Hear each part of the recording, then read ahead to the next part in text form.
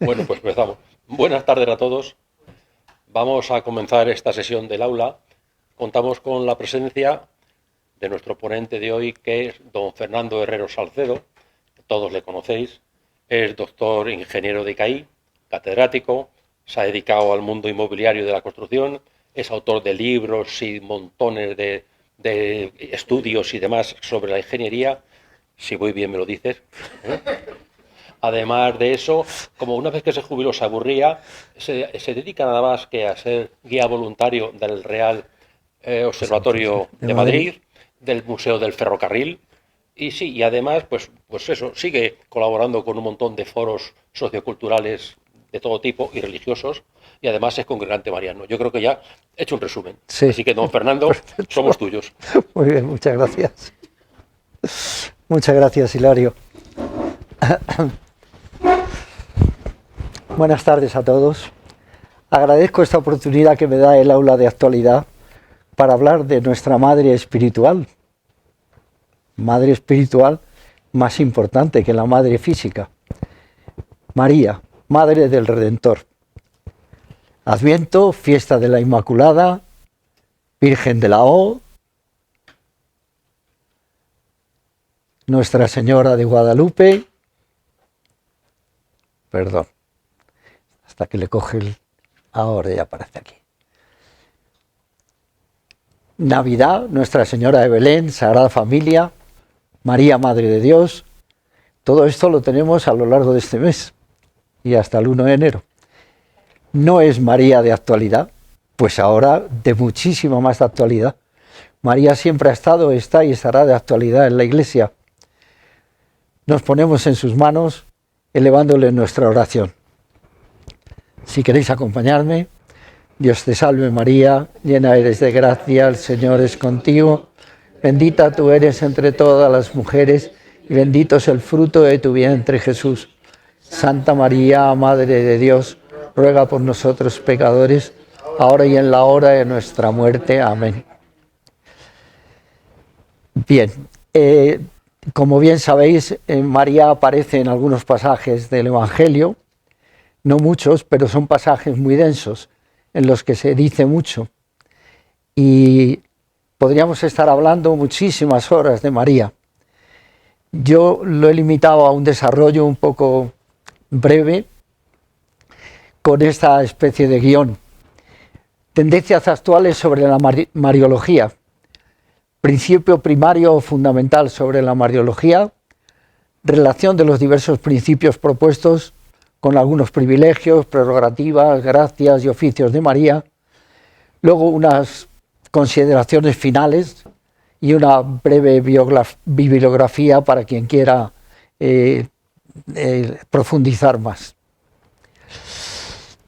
Uno de los puntos fundamentales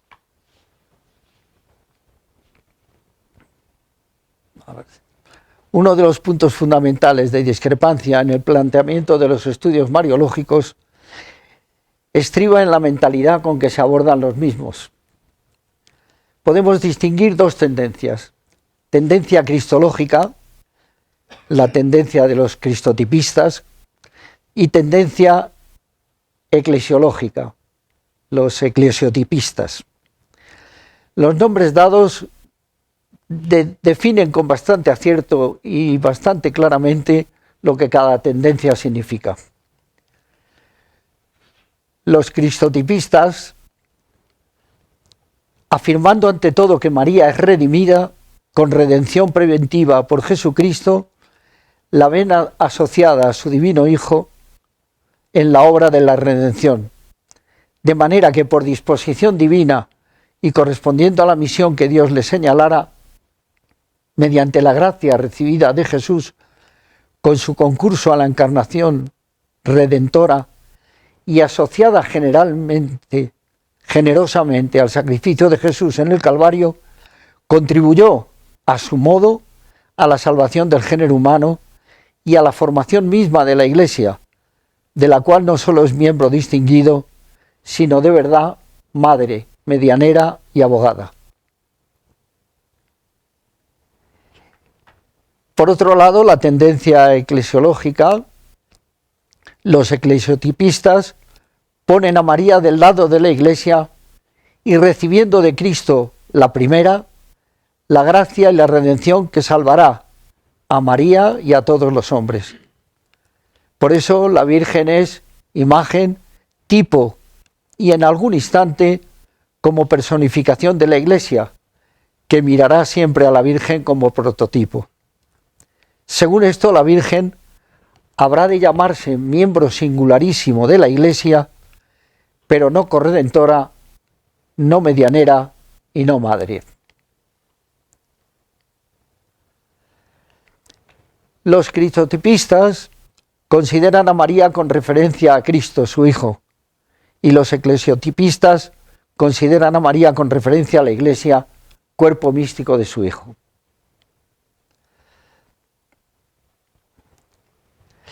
El enfrentamiento claro entre estas dos tendencias apareció en el Congreso Mariológico de Lourdes del año 1958, y como implícitamente he dicho hace un momento, lo que caracteriza fundamentalmente a cada uno de ellos es el modo en que concibe la cooperación de María en la obra de la salvación.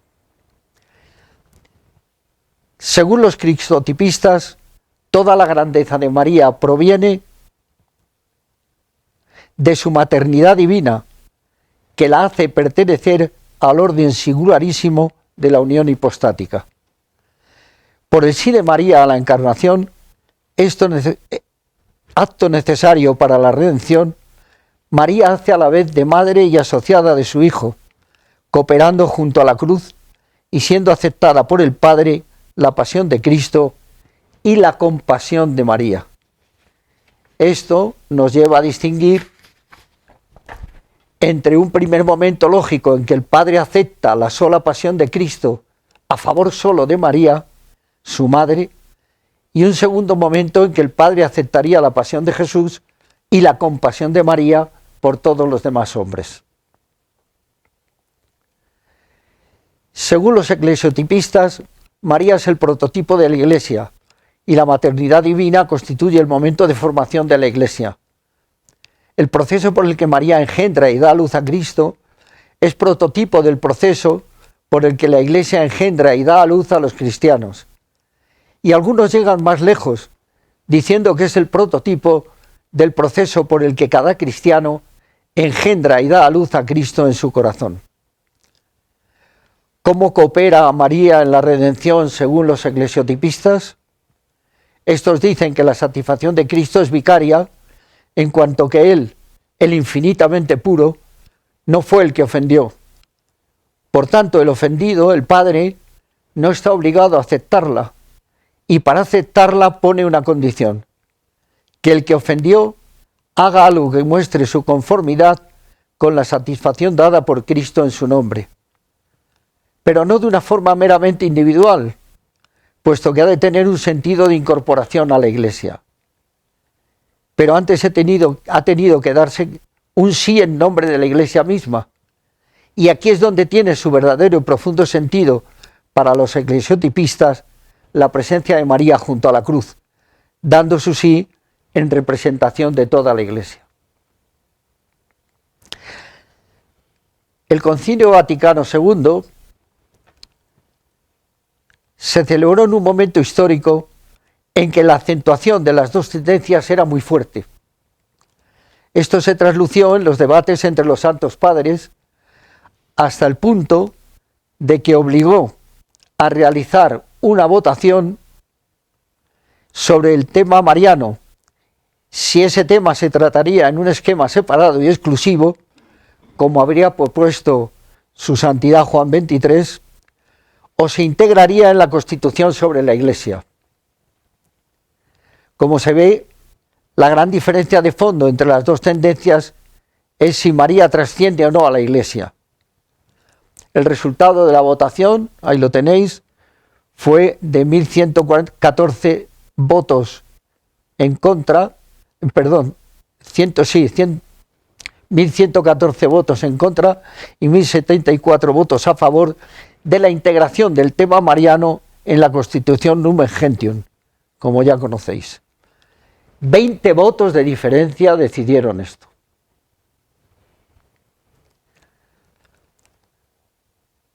comparemos brevemente las características y las consecuencias a que lleva cada una de las dos tendencias. La mentalidad cristotipista, a ver si quiere pasar. La mentalidad cristotipista es tradicional y la eclesiotipista es de nuestros días. Los cristotipistas reconocen las enseñanzas de los papas, mientras que los eclesiotipistas las pasan por alto. Los cristotipistas por nada quieren disminuir las grandezas de la Virgen. Los eclesiotipistas se traumatizan pensando que se la alaba demasiado. Los cristotipistas reconocen a María como verdadera madre nuestra y de la Iglesia, mientras que los eclesiotipistas la consideran igual o semejante a nosotros como hermana mayor de la familia.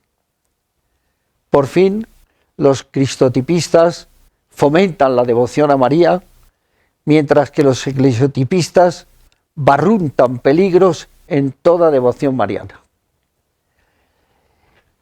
Aquí diría yo que esto también se ha visto influido por la relación de la Iglesia Católica con las demás iglesias, que también ponen en duda la imagen de la Virgen. Pues bien, el Concilio Vaticano II, al fijar sus intenciones en el capítulo 8 de la Constitución Lumen Gentium, aclara cuidadosamente, y uso sus mismas palabras, que no tienen la intención de proponer una completa doctrina de María, cautelas por todas partes, ni tampoco dirimir las cuestiones no llevadas a plena luz por el trabajo de los teólogos.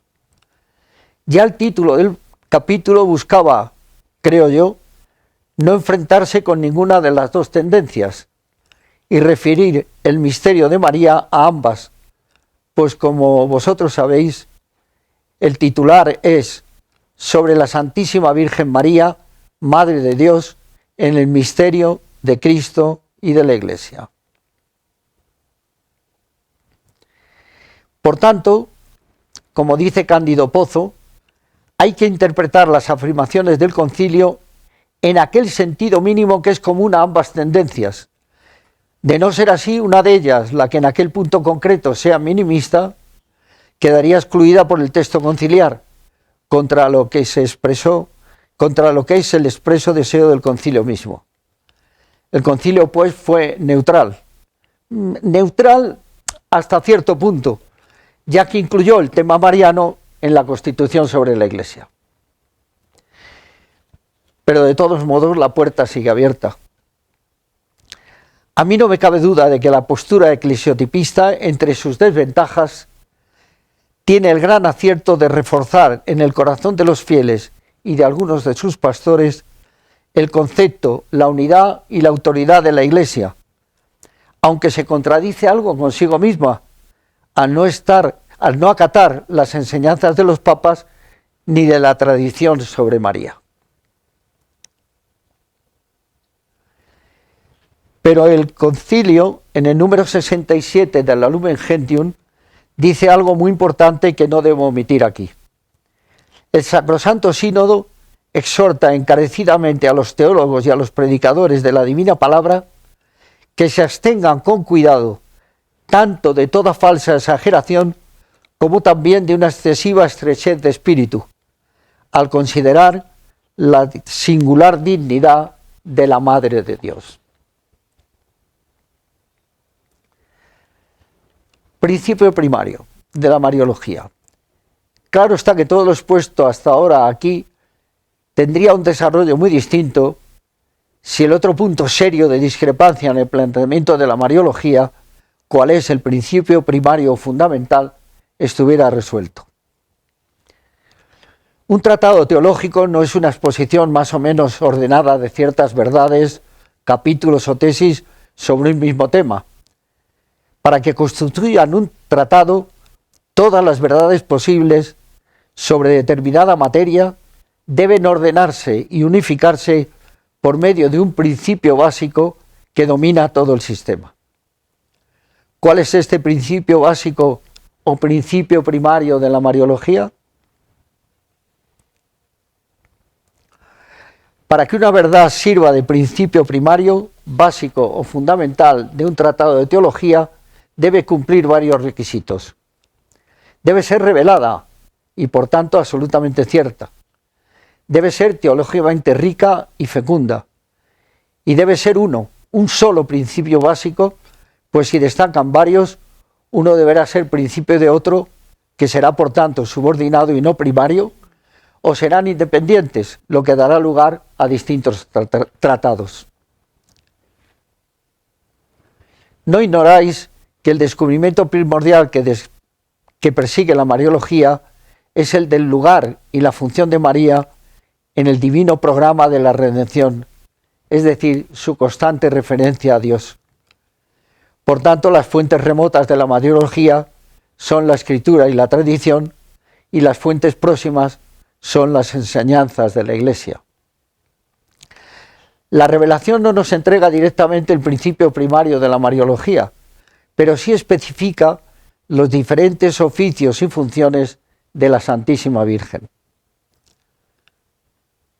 Por otro lado, los teólogos no están en disposición de llegar a un acuerdo a la hora de fijar este principio primario, pues sus diferencias llegan más allá de unas simples acepciones verbales, como ya hemos visto al exponer las tendencias actuales de la Mariología.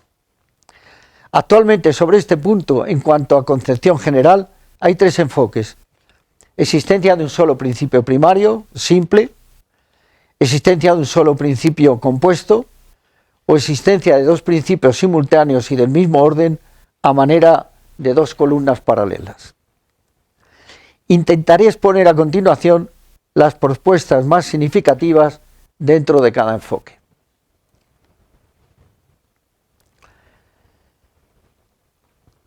Considerado como un solo principio simple, ocupa un lugar privilegiado por antigüedad y por preferencia de la mayoría de los teólogos la maternidad divina. Es el gran principio primario de la tendencia cristológica a que antes aludíamos. María es Madre de Dios, todo el cristianismo descansa sobre este cimiento. Si esta es la base sólida de todo el cristianismo, parece que será también una buena base sólida de la Mariología. Está en la revelación, la afirma la tradición y fue definida en Éfeso. María, nueva Eva. Esta verdad es la fuente de otra. María es la nueva Eva, asociada al nuevo Adán, Cristo, en el orden de la reparación. Considerar, pues, la maternidad divina en el sentido concreto histórico que muestran las Escrituras y la tradición como madre del Redentor, María, por ser su madre, está asociada a su Hijo en la obra de la redención. En realidad, una madre no es socia de su hijo durante la vida entera. Por lo general, el hijo se independiza más y más a medida que va madurando. Pero la maternidad divina no es una maternidad corriente. El Verbo existía eternamente antes que María naciese. Él la escogió para madre suya y al encarnar en ella, se unió a ella en un grado que no tiene equivalente en la maternidad ordinaria. Así pues, la asociación de María a Cristo brota de la encarnación del Verbo en su seno, es decir, de su maternidad divina. La mediación de Cristo se realiza en tres tiempos: en la encarnación, en la redención y en la vida gloriosa. María cooperó con Cristo en la primera, la encarnación, y coopera en la tercera, la vida gloriosa. ¿Es posible que no cooperara en la segunda, la redención? Claro que no. Dios no encarga oficios a medias. Además, María no participaría en la dispensación de gracias, mediadora universal, si no hubiera tenido parte en su adquisición. No obstante todo esto dicho, parece que la maternidad divina como tal no comprende la participación de María en la obra de la redención, porque no hay una conexión intrínseca entre ambas. Es este sin duda el punto más problemático para admitir la maternidad divina como principio primario.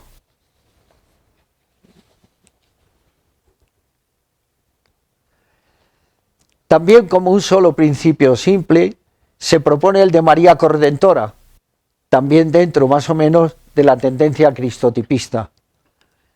Alameda llega a la siguiente convicción: la Santísima Virgen intervino en nuestra redención del mismo modo que Eva intervino en nuestra ruina. El lenguaje eclesiástico encuentra adecuada expresión en María segunda Eva, como hemos dicho antes. Esto ha sido revelado, como afirman los santos padres, cuando comentan el protoevangelio. A consecuencia de este oficio de segunda Eva, María fue hecha madre del Salvador. Solo como virgen consagrada pudo merecer ser escogida como madre del Salvador. Su santidad, su inmunidad de todo pecado, la capacitó para derrotar a la serpiente.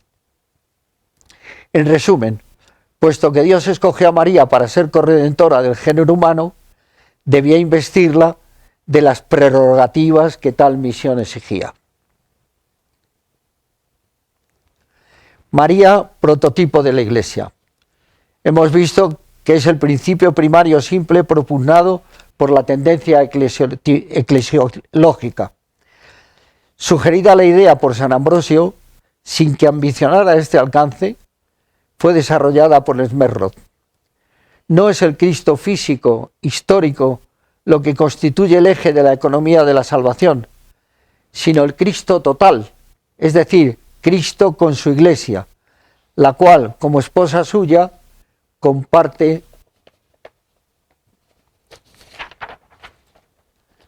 obra, de él recibe sus frutos y a su vez los distribuye entre sus miembros. Por tanto, será el misterio fundamental de la Mariología aquel que más íntimamente relaciona a María con la Iglesia, y esto se cumple en la relación María, prototipo de la Iglesia. Ya he explicado antes la función del sí de María para los eclesiotipistas, junto a la cruz, en representación de toda la Iglesia. La maternidad de María tiene como fin realizar en María un supremo prototipo de la Iglesia. La maternidad divina constituye el momento de formación de la Iglesia y en el momento de la encarnación, María es prototipo de la humanidad que da el sí a la unión nupcial con el Verbo. Por otra parte, el proceso maternal por el que María engendra y da a luz a Cristo es prototipo del proceso con que la Iglesia engendra y da a luz a los cristianos. San Pablo VI, en la Marialis Cultus, dice en el número 19, justamente los antiguos padres enseñaron que la Iglesia prolonga en el sacramento del bautismo la maternidad virginal de María. Esto no quiere decir que su santidad se inclinara por la tendencia eclesiológica, pues como todos ustedes saben y recuerdan, hizo la declaración solemne de María, Madre de la Iglesia, incluso contradiciendo lo que quería el Concilio Vaticano, aunque tampoco se inclinara de forma notoria por la tendencia cristotipista. La encarnación es vista por los eclesiotipistas como prototipo de la encarnación de Cristo en el alma de cada cristiano. La virginidad de María es prototipo de la virginidad de la Iglesia, que no tiene otro esposo sino a Cristo. En su concepción inmaculada aparece María como prototipo también de la Iglesia, sin mancha ni arruga. La Iglesia, cuando empieza a ser Iglesia, no tiene mancha de pecado original. Representando a la Iglesia, el sí de María la hace, en paralelismo con la Iglesia misma, sujeto receptor de la plenitud de gracias que la Iglesia distribuye. María, nuevo paraíso. Otro principio simple es el de María, nuevo paraíso, propuesto por Congar y Moller. Contra esta teoría no se ha registrado reacción de importancia, pero la dificultad estriba en que más que una idea es solamente una imagen, y como tal no puede considerarse como principio básico de la Mariología. María llena de gracia, propuesta por Müller. y María, la perfecta redención de María, propuesta por Rahner, sin otros principios simples a los que se pueda preguntar por qué María fue llena de gracia o por qué fue perfectamente redimida. La respuesta tendrá más posibilidades de ser principio primario que las propuestas hechas. Como principio primario compuesto, hemos hablado de los simples hasta ahora, como principio primario compuesto se puede hacer mención del de Madre del Cristo Total, propuesto por García Garcés y apoyado por Roccini, que cambió de criterio al conocer esta propuesta. Asocia la maternidad física de María respecto a Cristo, cabeza del cuerpo místico, a la maternidad espiritual respecto a los hombres, miembros místicos de Cristo. Se opone a de Luis, que considera que este principio gira sobre un doble concepto de maternidad, por lo que se convertiría en dos principios distintos. Y como dos principios simultáneos, yo calificaría el de considerar a María como madre y asociada de Cristo, al parecer sugerido por San Alfonso María de Ligorio. En realidad se ve que son dos principios distintos y paralelos, madre de Cristo y asociada de Cristo, en su oficio de redentor, aunque no cabe duda que están conectados, porque la asociación presupone como fundamento la maternidad divina. Pero ¿cuál es la postura de la Iglesia? Pues ha sido siempre prudente y cautelosa.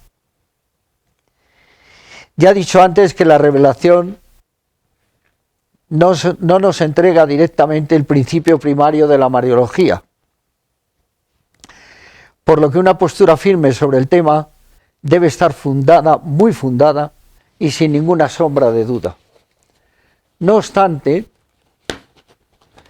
se puede advertir cierta tendencia a considerar la maternidad divina como principio primario. La tradición, los textos de los santos padres y de los papas, de los que ya he mencionado alguno, consideran en general como origen de todos los privilegios y prerrogativas marianas el hecho de haber sido elegida para Madre de Cristo. Pero lo cierto es que como en ninguna de estas declaraciones se pretendía concretamente definir el principio primario, en los casos más explícitos solo se contentan con decir que la divina maternidad parece ser la fuente de todos los privilegios y gracias. Seguimos con las cautelas. Relación de los diversos principios propuestos con algunos privilegios, prerrogativas, gracias y oficios de María. Bueno, aquí tenéis lo que hemos hablado hasta ahora, principios propuestos, maternidad divina, María nueva Eva, María corredentora, María prototipo de la Iglesia, nuevo paraíso, llena de gracia, perfecta redención de María, Madre del Cristo Total, Madre y asociada de Cristo. Privilegios y prerrogativas, gracias y oficios de María. En la encíclica Redentoris Mater de San Juan Pablo II, esta encíclica, el título, le he puesto el título a la charla Redentoris Mater, de esta encíclica, que es la última que hizo San Juan Pablo II sobre María. Os recomiendo que la leáis. Pero la he estado leyendo y releyendo y no se define San Juan Pablo II tampoco en este tema. La cautela de los papas en este asunto, no quieren crear discursos y problemas en la Iglesia, no quieren crear cismas y van con una cautela tremenda en este tema. En la encíclica San Juan Pablo II dice: la enseñanza del Concilio Vaticano II presenta la verdad sobre la mediación de María como una participación de esta única fuente, que es la mediación de Cristo mismo. Leemos al respecto: la Iglesia no duda en confesar esta función subordinada de María, la experimenta continuamente y la recomienda a la piedad de los fieles, para que, apoyados en esta protección maternal, se unan con mayor intimidad al mediador y salvador. Esta función es al mismo tiempo especial y extraordinaria. Brota de su maternidad divina. Parece que hay una cierta inclinación a la maternidad divina, pero con mucha cautela también, y puede ser comprendida y vivida en la fe solamente sobre la base de la plena verdad de esta maternidad. Siendo María, en virtud de la elección divina, la madre del Hijo, ojo a esto, siendo María, en virtud de la elección divina, la madre del Hijo, consustancial al Padre y compañera singularmente generosa en la obra de la redención, es nuestra madre. ¿Qué le pasa? Que no quiere pasar. Bueno. Bien.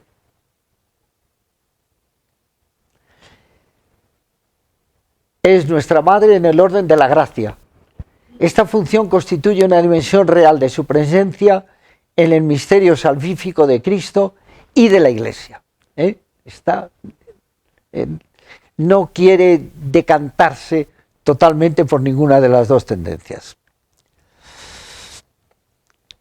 Bueno, aquí veis una relación de privilegios, prerrogativas y tal, y gracias y oficios de María. La virginidad perpetua, la Inmaculada Concepción, la llena de gracia, la asunción en cuerpo y alma, medianera, abogada, y luego todas las hermosas letanías que tenéis por ahí, que podéis ir recorriéndolas y viendo gracias, prerrogativas, oficios y grandezas de María. Consideraciones finales. No he visto en ningún lado que figure colaboradora de la Santísima Trinidad. No la he visto por ningún lado.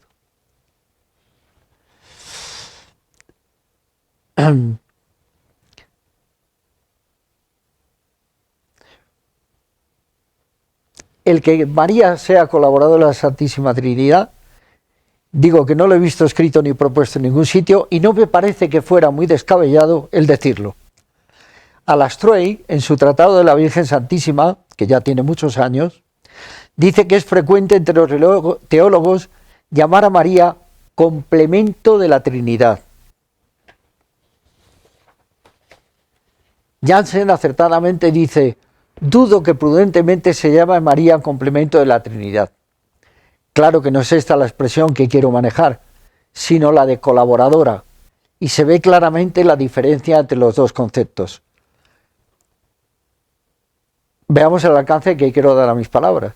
Colaboradora, según el diccionario, es compañera de la formación de alguna obra. Colaborar, trabajar con otra u otras personas, especialmente en obras del Espíritu. Cualquiera de las dos expresiones es bastante clara en cuanto a la acepción que quiero dar a la palabra colaboradora. ¿En qué forma es colaboradora María con la Santísima Trinidad? En primer lugar, colaboradora predestinada.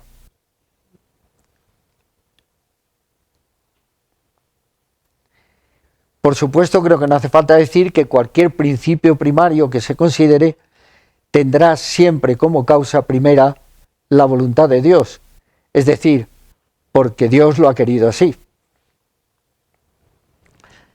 Porque Dios lo ha querido así.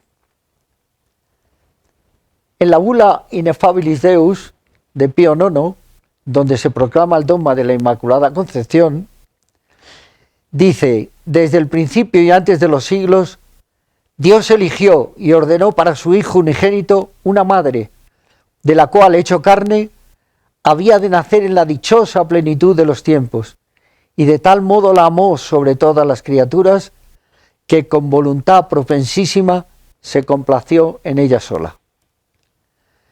San Agustín dice: antes de haber nacido de ella, conoció a la madre en la predestinación.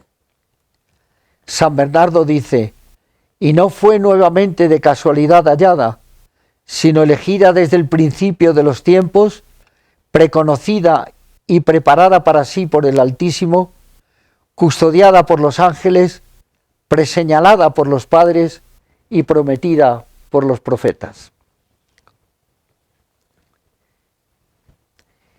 En el número 56 de la Lumen Gentium del Concilio Vaticano II se dice: el Padre de las Misericordias quiso que precediera a la encarnación la aceptación de parte de la Madre predestinada. Y no sé quién dijo: y quiso Dios hacerse un regalo para sí y se regaló a María. Colaboradora libre. No hay que confundir el término predestinada con el de obligada o coaccionada. Por supuesto, libre. María fue libre en su entrega y libre en mantenerla. Este es uno de los misterios más maravillosos de Dios. A mí me impresiona sobremanera. Dios se pone en manos de María y la pide su consentimiento, sin el cual todo el plan divino se habría venido abajo. Pero bien sabía Dios a quién le hacía la pregunta y el riesgo que corría en la respuesta. Este momento de aceptación de María fue uno de los momentos más cruciales de la humanidad, y crucial viene de cruz. Dios ha firmado un pacto con María que en ese momento representa a toda la humanidad. Importante misión: hágase en mí según tu palabra. Ella se entrega libremente a Dios y Dios se entrega a ella. Ambos están arrobados, prendidos el uno del otro. Este es el gran misterio de Dios. Con su pregunta, Él ha quedado comprometido y a expensas de lo que la aldeanita de Nazaret le conteste. Y de lo que le conteste cada uno de nosotros a su mensaje redentor. Hágase en mí según tu palabra. Esta expresión en libertad que en todo momento de la vida debe estar en la boca de un católico. Colaboradora consciente y responsable. María se daba perfecta cuenta de lo que debía hacer. María no fue un mero instrumento en manos de Dios, como un pincel en manos del artista. María se daba perfecta cuenta del compromiso que asumía, de la responsabilidad que se le venía encima. Otros autores sugieren que la anunciación no fue a través de un ángel, sino en un estado de éxtasis de María. La ventaja del éxtasis es que aseguraría un mejor conocimiento de María de lo que Dios quería de ella, pero no voy a entrar en ello. En el número 56 de la Lumen Gentium se dice: con razón pues los santos padres estiman a María no como un mero instrumento pasivo, sino como una cooperadora a la salvación humana por la libre fe y obediencia.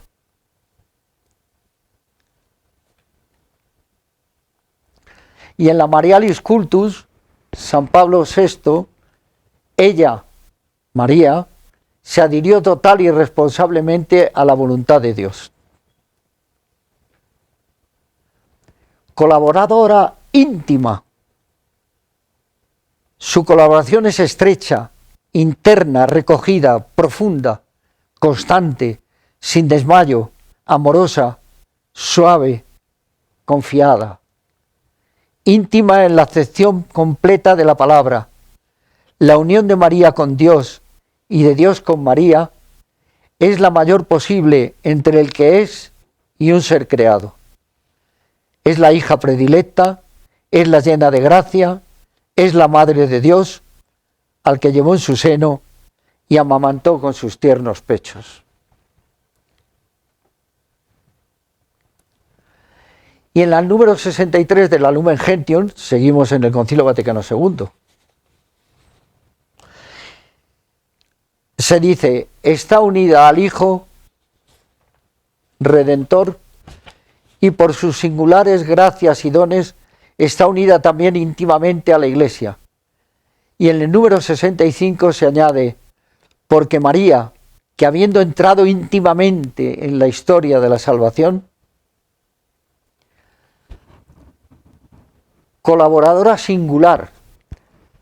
María, naturalmente, que es el único ser creado que colabora con la divinidad, pero que no es el único ser creado que colabora con la divinidad, pero sí es única en el grado en que lo hace. Y en este sentido singular, excepcional, porque es excepcional también en las gracias recibidas para ello y en la respuesta personal dada a esas gracias. Es singular en humanidad, en entrega, en virtudes, en amor, en sacrificio, pero además es singular en la misión que Dios le encarga, y es singular en cómo la acepta y la cumple. En el número 61 de la Lumen Gentium se dice: fue en la tierra la esclarecida madre del divino Redentor y en forma singular la generosa colaboradora entre todas las criaturas y la humilde esclava del Señor. Colaboradora de la Santísima Trinidad, es decir, colaboradora del Padre, colaboradora del Hijo, colaboradora del Espíritu Santo. Es colaboradora del Padre, porque al igual que Él es Padre, ella es Madre de Dios Hijo, porque hace que el Padre alcance autoridad en el Hijo, al hacerse el Hijo menor al Padre en su humana naturaleza, que recibe a través de María: he aquí, Padre, que vengo a cumplir tu voluntad. Es colaboradora del Hijo,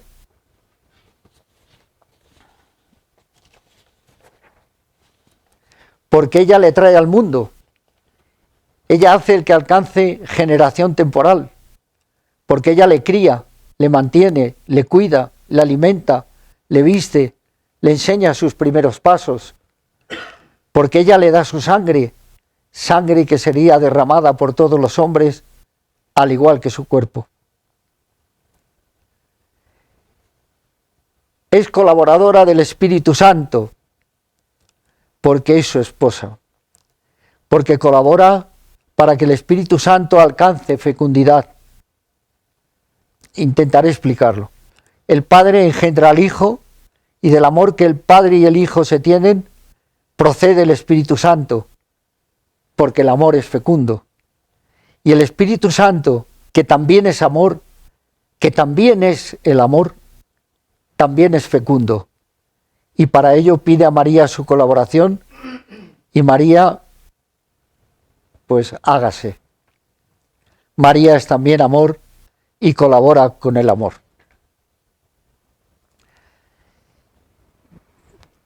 Casi como un resumen yo diría: es colaboradora necesaria en la redención porque Dios lo ha querido así. Y no le demos más vueltas. Lo ha querido Dios así. Y por eso es colaboradora necesaria en la redención. Y algunas de las virtudes más destacadas de María, pues no hace falta, creo que no hace falta deciroslas porque la conocéis perfectamente. La fe de María, desde jovencita, desde pequeñita, ya tenía una fe a prueba de bombas en su Dios. Esperanza toda, la esperanza en María en todo momento de su vida. La caridad, el amor, pues estaba ligada al amor, era la esposa del amor. Pues, ¿qué vamos a decir? Fortaleza, la fortaleza de María, y en las pocas pasajes que nos trae la Escritura, pues se da uno cuenta de la enorme fortaleza de María. No solamente al pie de la cruz. Recordar el pasaje en el que quieren despeñar a su hijo en el pueblo, en Nazaret, la fortaleza de ella. Prudencia total en todo momento. Justicia, y la justicia fundamentalmente en la humildad. María vivió la virtud de la justicia y la virtud de la humanidad, de la humildad a prueba de bombas. Templanza, la templanza de María, un aspecto de la templanza, la virginidad, y desde el principio hizo voto de virginidad. Y ahí podríamos, pongo puntos suspensivos para que añadáis todo lo que queráis, porque hay todas las que queráis y que contempléis. Bueno, ya os he dado la lata bastante. Os ofrezco esta breve bibliografía en la cual yo os recomiendo, bueno, los pasajes del Concilio Vaticano II, he hecho un recorrido bastante profundo sobre ellos y creo que hay poco, habría que añadir más de lo que digo, ¿no? Pero tenéis alguno muy interesante, como es la carta encíclica que decía de Redemptoris Mater, que es la última, y luego pues aquí hay otros libros que son encantadores. María en la obra de salvación de Cándido Pozo, etcétera. Muy bien, pues muchísimas gracias por vuestra asistencia y por vuestra atención, que no habéis interrumpido nada. Si queréis alguna pregunta, yo... Yo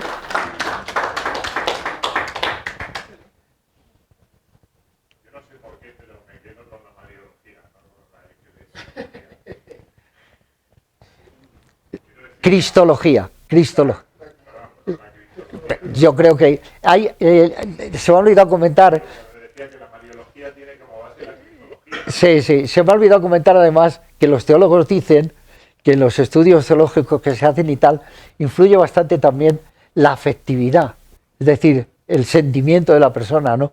Y enseguida la afectividad aparece por algún lado. Yo creo que en la mayoría de todos nosotros la afectividad está por la cristología, sin duda, sin duda. Claro, si esta base tiene su explicación, ha sido muy excelente y piadosa, yo por la disertación, o sea que te felicito. Menos mal que ha sido piadosa. Pero efectivamente, vamos a ver, el origen es luterano, o sea, la cicatería con la Virgen, el intentar esa preocupación por exaltarla demasiado. Recordemos lo que decía San Bernardo, ¿no? De la Virgen nunca de la Virgen nunca se puede decir suficiente, ¿no? Lo que pasa es que, claro, como el luteranismo la aparta y no es que la condene o que individualmente la pone en un segundo lugar, como todos los intercesores, porque no hace ninguna intercesión. Pues, ¿qué pasa? Que, claro, cuando luego llega el Concilio Vaticano II, donde se enfrentan, bueno, lo estamos viendo ahora, ese enfrentamiento que no termina nunca, ¿no? Porque bueno, el liberalismo tiene una fuerza muy grande y arranca y bueno, a veces se esconde, pero luego vuelve a recorrer y ahora mismo pues en Alemania está volviendo otra vez. Bueno, pues entonces, claro, en el Concilio Vaticano II hay un cierto cuidado, ¿verdad? Pero claro, insisto, en la etiqueta luterana y no hay que estar clarísimo, ¿no? Entonces, claro, no es evidente que pues a ver que tiene razón, la radiología esquizofrénica y no hay más vueltas que darle. Lo que sucede es que, bueno, a veces pues, se cede por esa idea de ecumenismo, no sé qué, no sé cuándo, y se cede quizá bueno, pues, Sí, desde el principio de la historia de la Iglesia ha habido una cierta precaución. Al principio tenía más justificación, porque como había muchas religiones politeístas, pues no querían quitar la divinidad de Cristo, empañarla con una cierta adoración a María, ¿no? Está claro, que está claro. Tardaron varios siglos en Éfeso, hasta Éfeso. Sí, sí. Sí, sí. Hay otra cosa, que como decía San Juan Pablo II, España, tierra de María. Nuestra patria está llena de María en todos sus rincones. No hay pueblo, lugar o sitio de España donde a María no se la... Está claro, está claro. Está claro, sí, sí. Está claro. Sí, bueno, no cabe duda de que tiene bastante también de afectividad, ¿no? Sobre todo cuando aparece la palabra madre, claro. Yo recuerdo que cuando hice lo de ciencias religiosas, en las clases de Mariología, era difícil no acabar llorando. Lo impresionante era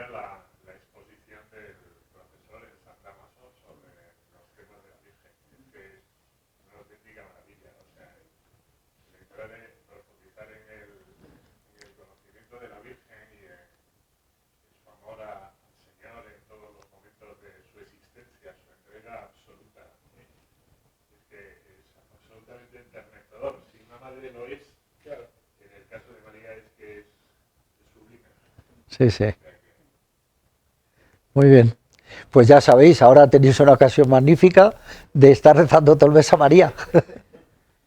En todo el mes lo vamos a tener contemplada, ya la estamos teniendo y ahora más en Navidades.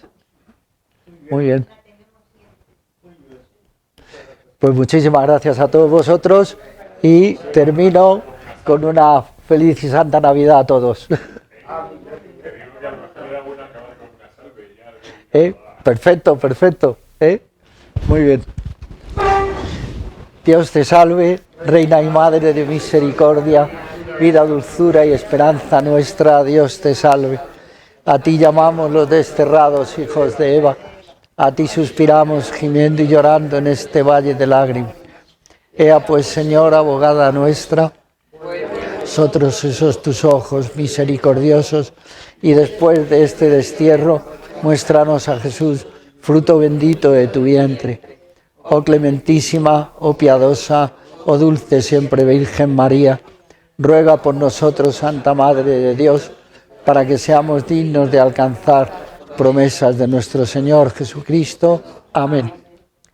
Con el Padre, del Hijo y del Espíritu Santo. Amén.